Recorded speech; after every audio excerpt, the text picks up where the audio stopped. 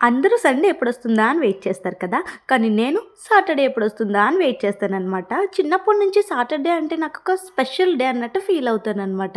అంటే ఆ రోజు హ్యాపీగా ఉండాలి. ఆహ్, ఫుడ్‌లో కూడా వెరైటీగా ఏం తినకపోయినా పర్లేదు కానీ బోరింగ్‌గా ఉండకూడదన్నట్టు ఫీల్ అవుతాను.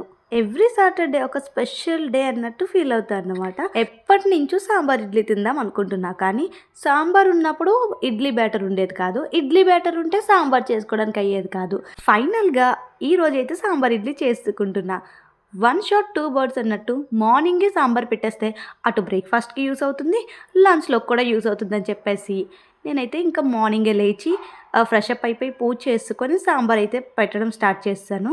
ఇంకొక సైడ్ ఇడ్లీ కూడా రెడీ అవుతుంది. వేడి వేడి ఇడ్లీలో వేడి వేడి సాంబార్ ఏసుకొని తింటే అబ్బా! ఫీలింగే వేరు నిజం చెప్పాలంటే. ఒకసారి మీరు కూడా ట్రై చేయండి. యాక్చువల్‌గా చెప్పాలంటే సాంబార్ ఇడ్లీ అని అన్నప్పుడు స్టార్టింగ్‌లో నాకు నచ్చేది కాదనమాట. అంటే ఏం బావుంటుంది సాంబార్‌తో ఇడ్లీ, రైస్‌లోకే బావుంటుంది అనుకునేదాన్ని. కానీ ఏ ముహూర్తం తిన్నానో తెలీదు గానీ అదే నా ఫేవరెట్ అయిపోయిందనమాట.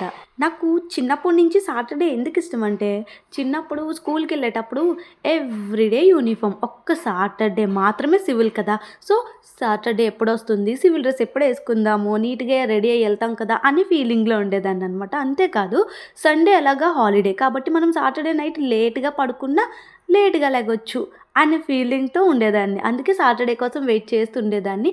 ఆ వెయిటింగ్ చేస్తూ ఇప్పుడు సాటర్‌డే అనేది స్పెషల్ డే కింద అయిపోయిందనమాట. నాకు తెలిసి మీకు కూడా వీక్‌లో ఏదో ఒక డే మీ ఫేవరెట్ అయ్యుంటుంది కదా! అది ఏ డేనో కామెంట్ చేసేయండి.